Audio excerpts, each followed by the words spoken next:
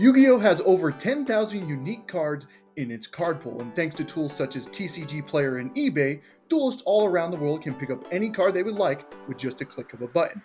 But what if those tools didn't exist? What if the only way you can attain new cards was by opening packs? Starting off with 3 Fire King structure decks and a budget of $50 a week, I must build a competitive Yu-Gi-Oh deck by only using sealed product. No buying, no trading for cards, all leading up to doing Yu-Gi-Oh's biggest challenge, topping a YCS. This is the Fire King Sealed Only Yu-Gi-Oh! Ladies and gentlemen, this set changes everything. So this week we are opening up Quarter Century Bonanza, and like I just said, this changes a lot for us. We can get a lot of good cards from this. Promethean Princess as its first reprint we can get from this, which is a very important extra deck card that we need. SP Little Knight is in this set, which is another generic extra deck guy we can use. There's things like the Diabell Star engine, which again we don't necessarily have everything for it, but would be nice to pull and gives us other options we can go with in the future. Thrust is in here as well, another generic card that we can use for our going second stuff. So this does a lot for us, but the only problem with it is our budget. Our budget is only $50 a week, but this was $6 a pack, so we couldn't buy a box of this. So we got 8 Quarter Century Bonanza packs. Now, the pull rates aren't as terrible as something like the 2024 tins were, so even with 8 packs, we can still pull a Promethean or an SP, but we only can open 8 packs, unfortunately. But without further ado, no more talking, let's get to the opening, shall we? Alrighty, 8 packs of Quarter Century Bonanza coming right up. Let's see what we can pull. So again, we're looking for Promethean, SP are kind of the main ones we're going with. Diabell Star is going to be nice, but nothing we can really do with it initially, but it's still going to be something worth picking up. So we got a Marauding Captain as our Platinum Seeker Rare, I think is what it is. Let me get the focus on him. Next one, Redox Dragon Ruler of Boulders is our next one here. I'll put this here. Okay, another Redox. Didn't really need 2 Redoxes, but like I guess it's okay. Laundry Dragon Maid as our other ultra rare, and then the last card in the pack is an Ancient Gear Fortress as our secret rare. So nothing we can really do with those opens, unfortunately, but I guess we'll take Redox. I mean, Dragon Rulers are Dragon Rulers. It's still good, but I guess we already have the one that matters for us, which is Blaster, which we're not even using anymore. Nobleman of Crossout is our Platinum Seeker Rare. Again, I think these are the old ones. Like the old cards are in this slot, so we don't necessarily need anything from that. Clockwork Knight as our super rare. I can see we have a little bit of shininess sneaking there, but this is a cool card actually. But nothing. I don't think we can really do anything with it. Actually, 1 for 1. Okay, this is something we can actually play. This is insane reprint that we could play because we are playing a shit ton of level 1. So this is something we can actually throw into the deck. So actually, pretty good, solid pickup. I'll take that for sure. Six Sam United, as I think this is the collector rare, the PCR, I think is what it's called. So, nice pickup and nothing we can reuse. And then our last one here is a Ancient Gear Howitzer. Yeah, it's all right. Again, nothing we can really do with this. I'm going to throw this here. So again, nothing we can really do with that with our second pack. Here now, let's get to our third pack. Again, Promethean, SP, they're the ones we're going for. Let's see. All right, Witch of the Black Forest as our Quarter Century Secret Rare here. This is a cool little card, but again, nothing we can really do with it, unfortunately. But this is our QC, so we will take that. Rivalry of Warlords. I mean, that's a nice floodgate, but not for our strategy. It fucks our strategy over, so we actually don't want to play this at all. So I guess it's a cool little pickup. Allure of Darkness, also a nice draw spell, but again, we're not playing darks, we're playing fire, so nothing we can really do with it. Unfortunately, another Clockwork Knight. Again, nothing we can really... Again, super cool card, but nothing we can really do for it. And the last card here is Shaberta, the Melodious Maestra. This is a cool little card, nice little reprint, but again, we're not using the Melodious package, at least right now. We could technically use it. It's a generic engine, but yeah, it's a cool little pickup, a nice secret rare as well. Oh, and here goes my dogs barking at something. But next pack up. Oh my god, my dogs are going at it. I don't know. They're barking at something outside. It is snowing outside, but I don't know why they're losing their shit right now. But next pack up here is a Call of the Haunted quarter century rare. We will take a Call of the Haunted, that's for sure. Nice little pickup for us. But I mean, again, this card is a little too old out of us for now, so nothing we can really do with this. Unfortunately, branded opening. This is our now play set of branded openings. So I guess if we were playing the branded structure deck, that'd be nice, but nothing we can really do with that. Ostinato. That's a cool little card, but again, nothing we can really do with it unless we do end up picking the Melodious package up. But again, nothing we can really do with this. Wanted. That's a cool little card we picked up. This we can use in the strategy, but we do need Diabellstar for us. But again, really cool pickup. Nothing we can really do with it just yet. Again, we still need the Diabellstar for this to actually matter, but cool little card for us to pick up. And then the last card is a secret rare Blaster Dragon Ruler of Infernos. A nice little rarity upgrade for us, but again, we're no longer playing Blaster, so nothing we can really do with this, unfortunately. But it looks very nice. Okay, next pack up here. I think this is our 4th pack now, if I'm not mistaken.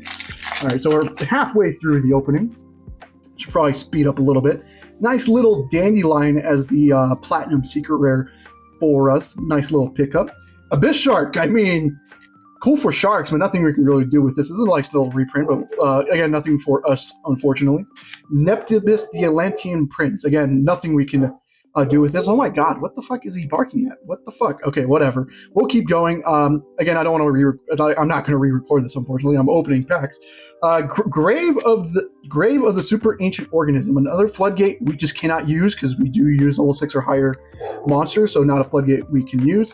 And Trap Trick, secret rare Trap Trick. This is cool. We can side deck this if we pull like a D-Bear or something like that, just so we can get to it faster. But nothing we can really do with it just yet, unfortunately. Alrighty, 5th pack up here. So yeah, we have 3 more packs to go through. So we still are looking for a Promethean. We're still looking for. Oh my god, why is Cyberstein here? This card's banned. I don't know. I guess it's for older formats. I guess it's cool, but nothing we can really do with it. Secret 6 Sam Hatsume. I mean, that's cool, but nothing we can really do. Ooh, we're getting some shiny cards.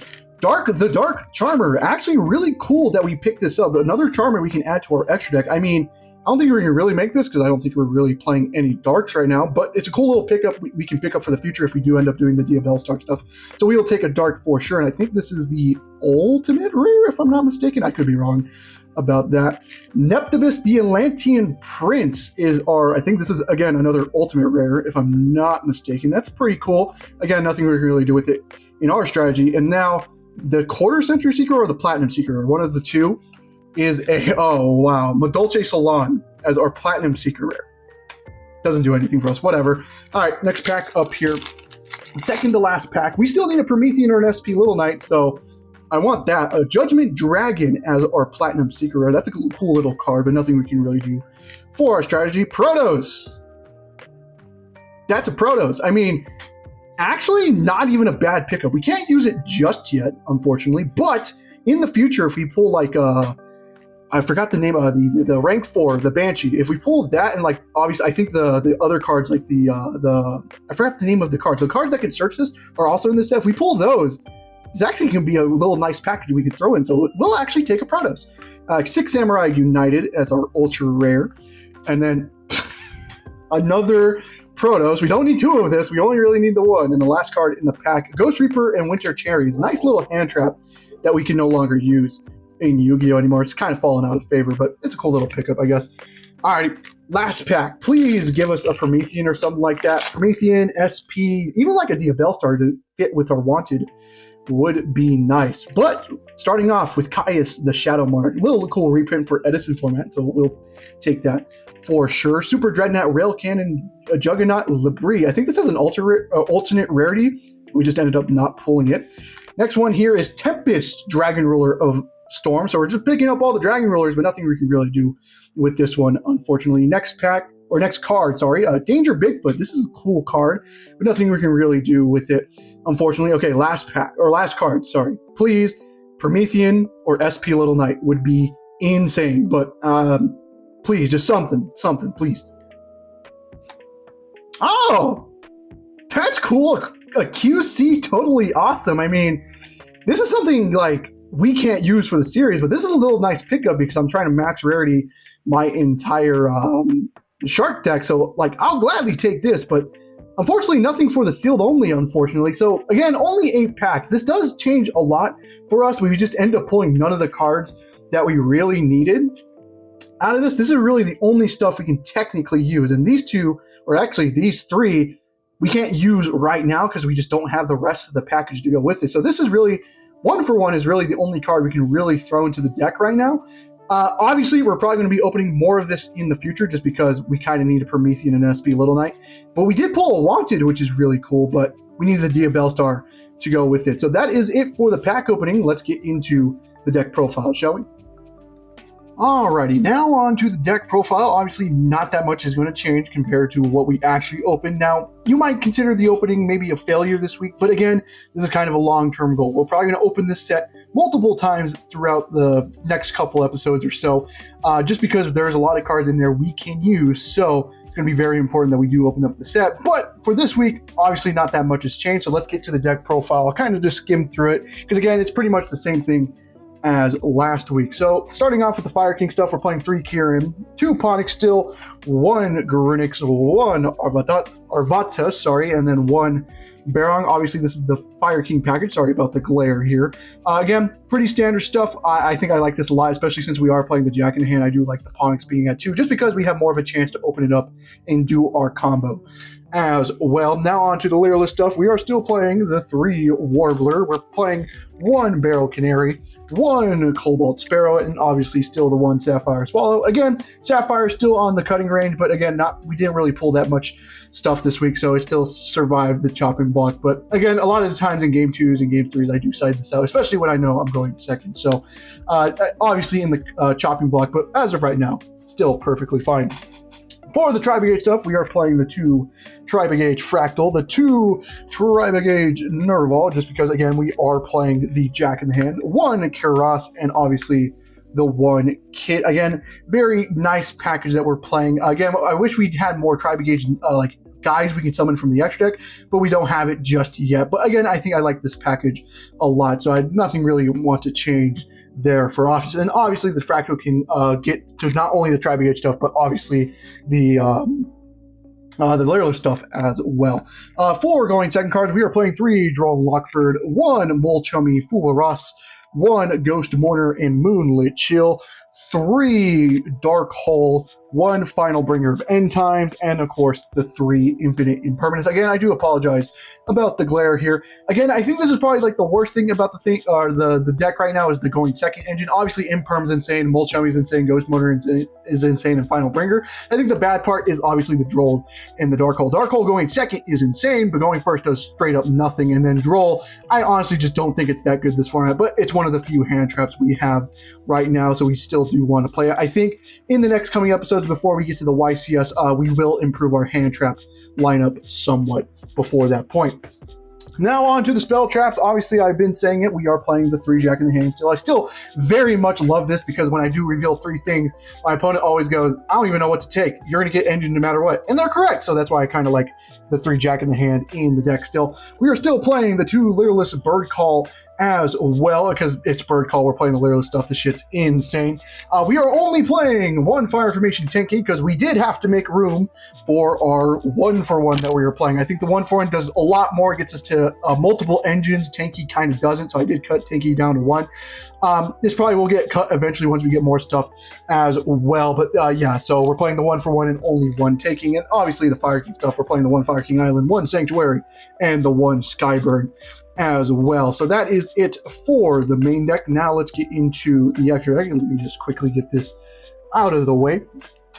Extra deck, again, nothing has changed. We're still playing 4 links. We're playing the Hida, the Proxy F Magician, which is just a generic fire, which is all it needs to be, Farajit, 1 Rugal, and obviously the 1 Omen, and then the flex spot, which is Mech Knight Crusadia Avermax. Again, this is probably like where Promethean goes, but we didn't pull Promethean, so we're playing the Avermax instead. This really doesn't really come up that much, but still something we could place for our links. Now on to the XYZs. We are playing the 1 Promenade Thrush just so we can force out back row. Kind of do like this card a lot. We are playing 2 Recital Starling still because it's still very much insane. We are playing the 1 Assemble Nightingale, one Divine Arsenal AA Zeus as well to kind of do our Zeus package there. And then obviously the last two XYZs are the Gurunix, the rank 8 Gurunix. Again, very good stuff. Would not change anything about that package. It's probably the best package that we have in the extra deck right now. And obviously the last two cards is Titaniclad and Wind Pegasus Adignister. Again, these are more just because we're playing the Ultimate Slayer in the side deck. Obviously, these are probably going to get cut eventually once we get to more extra deck guys for us. So now, speaking of the side deck, let's actually get to the side deck itself. We are still playing the 3 Alpha Master of Beast. I do really like this card a lot. So when we know we're going second, this card is very insane. 1 Sacred Phoenix of Nephthys, and we're still playing the 1 Shifter because we're still playing the 2 Crossout Designators because Crossout is insane. Eventually, when we get more of the good generic hand traps, this is going to become much better. But again, very, very good for us.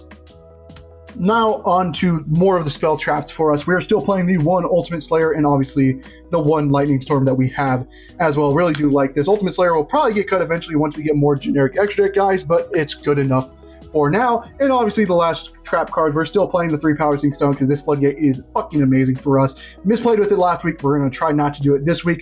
We're still playing 2 Solemn Judgment just because Judgment is still Judgment, but we're going into time a lot more, so we do not want to, draw Judgment in time. So that's why it's at 2. And obviously we still have playing the 1 Dominus Impulse. Not only is it a good going first option for us, and we also have the Crossout to call for Dominus Impulse as well. So that is it for the deck profile. Now let's get into locals. Alrighty, OTS pack opening. I don't know, Diabell Star would be nice, but I don't think I'm going to pull a Diabell Star. Let's see. And it's in the front for some reason. I don't know why.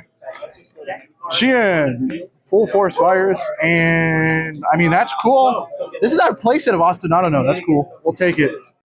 Alrighty, as you can clearly see with the background of the video right now, we're actually no longer at locals because we're going to be doing one of these again, where we only cover one match, but we watch the entire match in its entirety. So before we actually start watching the match, I wanted to talk about a couple things before we get into it. Number one, what we actually did at locals. We went 2-2-1, so 2 wins, 2 losses, and 1 tie, and it was kind of weird because the wins we had were very convincing 2-0s, but the losses we got 2-0'd very convincingly. And then the 1 tie actually ended up being the best match of the entire night, but I couldn't record for that match because round 1, we all were stuffed onto exactly one, the table was a long table, but we were stuffed onto one table, so everyone was kind of like rarely next to each other. We really didn't have any room on the table, so I didn't want to be that guy and also pull out my recording equipment when there really wasn't that much room anyways. So I decided not to record for round 1, and that ended up being the best match. We versed Whitewoods,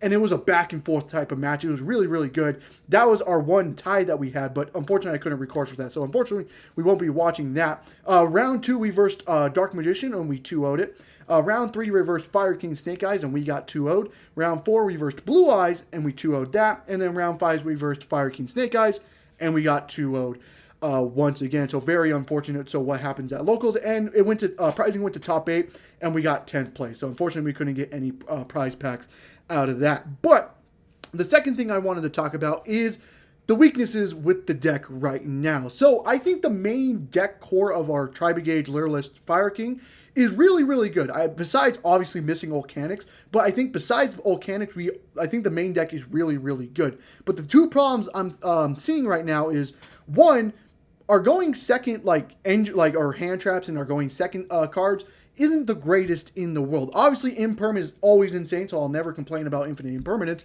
But Droll and Lockbird, sometimes it's insane, but sometimes it does straight up nothing. So that's the problem with Droll. Dark Hole is really, really good going second, but doesn't really do anything going first for us. And sometimes all it does is just trade for an Omni Negate, and it didn't really do anything. Anyways, we have Fuwa Rost and Ghost Mortar as well, but those are one-ofs in the deck because we only have one of them. So we really don't see them that much as well. So that's kind of the problem with the going second kind of engine that we have. So we need to improve on that, getting things like Ash Blossom and Effect Veiler and stuff like that. That would help us Very much so, because the Molchummies are becoming a problem for us as well. But the second thing that we're missing with the deck, and I think this is a really important one, is we're missing generic extra deck guys. Things like SP Little Knight, Promethean, IP, Amblo Whale. Those types of cards that are very generic to the extra deck, but we just don't have access to just yet because we haven't opened those cards in our series. Because our going first kind of end board isn't the greatest in the world. Obviously, we have the Fire King stuff, but that doesn't, like, that's cool, so we can get a pop with Kieran and then obviously the rank 8 Garunix, but really don't have anything else to back it up with that. We maybe can sometimes end on an Omen, which is a banish, and then maybe an Assembled Nightingale that prevents us from dying, but that's pretty much it when we go first. We can't really do anything else just because we don't have the extra deck spot. So that's why Bonanza is a game-changing set, because we can get things like SP and Promethean Princess out of that set. So the match we're going to be watching is actually a Fire King Snake Eyes, the round 3 that we lost to, because I kind of want to show you what the difference is with the deck, what a fully built Fire King deck does compared to what our deck does. So without further ado, let's get into watching this match, shall we? So, he won the die roll and will choose to go first here. So he activates the Hollowed Azamina here, and obviously if he's just activating it, he probably has a Wanted, so he changed the Wanted here to go ahead and search for Diabellstar. The Hollowed Azamina summons Murcielago, and then the Wanted will search for Diabellstar. The Murcielago effect triggers to search for OSS. Murcielago, I hope that's the name of that card. I really do. But he goes Diabellstar, he'll pitch another Diabellstar, then goes Diabellstar effect here to go ahead and set a Deception from the deck here. Then links Murcielago and Diabellstar into a IP Masquerena here. Then goes effect of the Hollowed Azamina, shuffling back the Murcielago to add Hollowed Azamina back to the hand here. And then goes ahead, activate Deception, then activate the Hollowed Azamina, but decides to send OSS from the hand to summon out Severa instead of sending the Deception. Then he goes original effect, shuffling back the Diabellstar here to go ahead and search for Fire King Ponix, and then goes ahead and obviously normal summons the Fire King Ponix. Ponix effect to go ahead and search for Sanctuary, then activate the Sanctuary here, and then Sanctuary obviously gets to the Fire King Island here, and then goes Fire King Island, popping the Ponix that's on the field to go ahead and search Garunix from the deck. Then goes Garunix effect here to special itself, Garunix effect on field to pop, goes ahead and pops Olcanix, which is a very important card that we're still missing, but we'll eventually get. Olcanix effect here to summon out OG Garunix here. Then goes ahead and overlays into the Zombie Vampire, goes Vampire effect to mill 4. Our mills are Garunix, Fulleros, Ghost Mourner, and a Fractal. His mills are Snake Eyes Ash, Fulleros, Olcanix, and an Arvita. I know the glare is kind of fucking things up, but I kind of remember the game state there, which is very insane mills for him here, and it's also kind of an insane mill for the Garunix for us, because at least we don't have to worry about drawing it or trying to search it, but that also is a bad thing for us because now our opponent can actually interact with that Garunix, which he eventually does, and you'll see in just 1 second here. But he chooses the Ash to special summon off the Zombie Vampire, goes Ash effect, search for Poplar, goes Poplar effect to special, but no effect on field because he has no more targets in the deck here. Then links into a Promethean Princess. Poplar effect will trigger in the graveyard here to place itself into the spell trap zone. And then goes Promethean to summon back Olcanix. Olcanix effect popping Kieran from the hand to go ahead and search Kieran from the deck. And then Kieran effect will trigger in the graveyard to summon out Arvata as well. Then goes Ash effect here, sending the Poplar to go ahead and summon out a Flamberg from the deck here. Then goes into a Amblo Whale, and then goes a Wanted effect, sending OSS back to the deck and draws a card out of it as well. So before we start our turn, so he passes on that, but before we start our turn, as you can clearly see, the Garunix is in the spell trap zone because he goes Flamberg effect to put our Garunix into the spell trap zone, which is a problem for us because now we lose access to Garunix. So we go ahead and activate the Bird Call here. Go ahead and dump Cobalt Sparrow to kind of play around something like Drone Lockbird. Then we go special summon Warbler, since we control the monsters. Warbler effect to trigger. He chains Arvata, destroying the Amblo Whale here, and then Amblo Whale effect triggers to special IP Masquerena from the graveyard. We'll go ahead and do Jack in the Hand here. Effect to reveal Barrel Canary, Sapphire, and Ponix. He goes ahead and chooses Barrel Canary to add to his hand. We choose Sapphire Swallow to add to our hand, and then obviously the Ponix gets shuffled back. We go Sapphire Swallow effect, special itself and Nerval from the hand here. Here he goes Promethean, target Arvata and Sapphire Swallow, and then chained IP Masquerena. Here we actually change the final bringer of end times. We target the Sapphire Swallow, that's obviously getting destroyed off Promethean, and then the IP Masquerena here.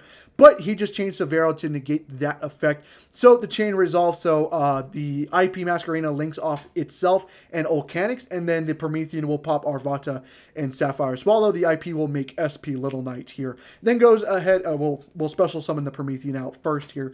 Then goes effect of SP to banish the Nerval, and then Arvata effect to bring out Kieran as well here. Then we activate Tanky here. This is our last card in hand. He changed SP, banishing the Warbler and its SP. Fractal, or we Tanky search Fractal, then go Fractal effect here. Fractal will dump a Nerval. Nerval effect will go ahead and search for a kit here. Then we'll go ahead and just normal summon Kit, but on the normal summon Kit, he just activates the Kieran that he has in hand. And I know where this is going. He's just going to go Grunix and Kieran effect to pop our last card that's on the field. So I just concede game 1. Game 2, he activates Molchelmy Pirellia, which is very much a problem, but we go Jack in the hand here. We'll reveal Cobalt Sparrow, Ponix, and Barrel Canary. He takes the Cobalt Sparrow, I choose the Ponix, and then the Barrel Canary gets shuffled back to the deck. We'll go Warbler effect to special, which might seem a little weird because we don't have an effect to trigger off Warbler there. So it gets him a free draw, but the reason why I do this is because I normal summon Ponix effect. Now, if he does negate Ponix here, at least I can overlay into something, but he doesn't negate Ponix, so we go ahead and search for a Sanctuary. Activate Sanctuary, go ahead and get Fire King Island. Fire King Island effect triggers here. We'll pop Garunix that we hard draw, and then we'll go ahead and search for Kieran. We pop the Garunix to kind of play around the Pirellia, obviously, and then we just set one, and we pass to him. So, unfortunately, the Pirellia kind of stopped our turn. We had, like, other plays we could have done, but Pirellia pretty much stopped that. I didn't want to get more draws here.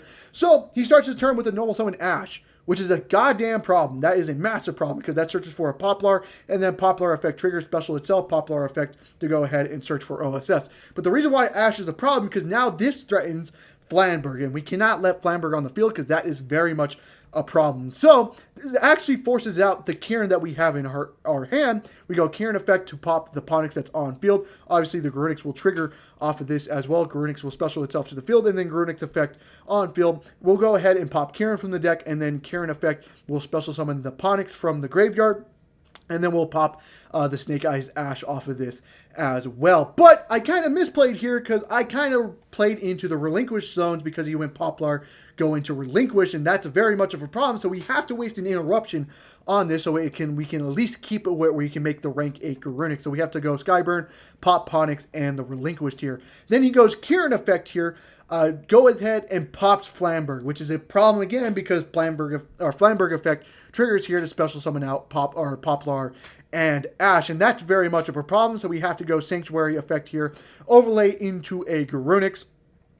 And then obviously the rank 8 Garunix triggers here to blow up all monsters on the field except for himself. But then he gets Poplar effect in graveyard here. Obviously the Warbler should be in graveyard. I don't know why I haven't popped Warbler, but Warbler should be in graveyard here. But he triggers Poplar and then just goes Deception. And that's a problem because Deception is getting him into Omni Negate. And we also know he has OSS as well. And we have no more interruptions as well. So this pretty much ends the game here. So he goes full combo. Here goes Flamberg, the Garunix, Promethean on field, the Silvera, and obviously the Warbler shouldn't be there. It should be blown off the Garunix, but I guess I forgot about that. Doesn't necessarily matter. This still pretty much OTKs us anyway. So we get 2-0'd there. So yes, I know kind of a not interesting matchup. We did get 2-0'd, unfortunately, but I kind of just wanted to show you what a full Fire King deck can do compared to what our deck can do. So we do need to get those cards. We need to get better hand traps for our hand trap lineup, and we need to get more generic extra deck tables so we can at least end on something that's not just obviously the Fire King stuff. But I hope you guys did enjoy the video. If you did, leave a like and subscribe for more content on the channel, and I hope to see you guys in the next one. Goodbye.